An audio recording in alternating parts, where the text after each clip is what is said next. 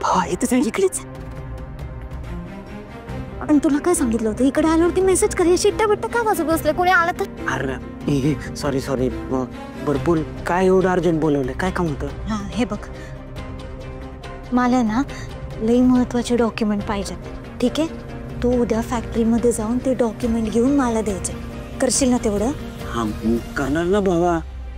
तू बोलले ना आपण केलं ना, असं कधी झालं का कधी? लई वेळा झालंय असं. दरवेळी माती खातो गोट्यात. नाही ह्या वेळेस नाही माती खाणार. तुला काय पाहिजे ते सांग, उद्या आणून देतो मी. बरं ठीक आहे, पण जरा जपून. हा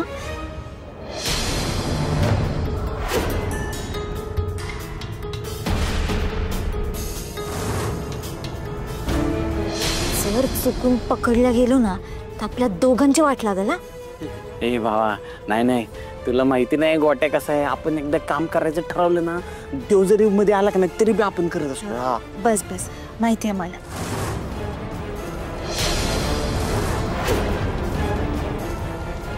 पण आता उद्या इंद्रजित सर पण तिकडे असणार आहे, म्हणून तुला माहिती आहे काय करायचं. हा भावा, इंद्रजित काय ब्रह्मदेव जरी आला ना तरी पण आपल्या भावाने सांगितलं म्हणलं आपण करणार.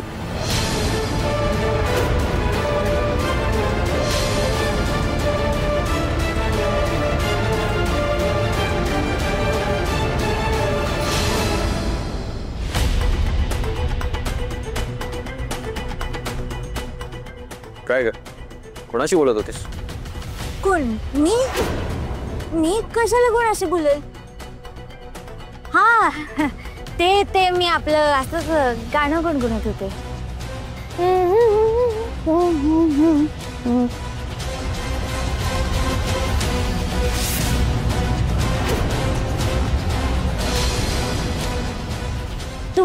तुम्ही काय करता इथं? भूक लागली आहे ना तुम्हाला? नाही मी पाणी प्यायला आलो होतो. पण पाणी तर मी रूम मध्येच ठेवलं होतं. मला फ्रीज मधलं प्यायचंय. तुला काही प्रॉब्लेम आहे? हा सर, कशाला खोटं बोलताय? मला माहिती आहे तुम्हाला भूक लागली. तुमच्यासाठी जेवण मी काढून ठेवलंय. चला वाढते. असं भूक मारू नये सर. चला जेवून घ्या. मी भूक मारत नाहीये आणि मला तुझ्या जेवणाची काही गरज नाही, समजलं? आओ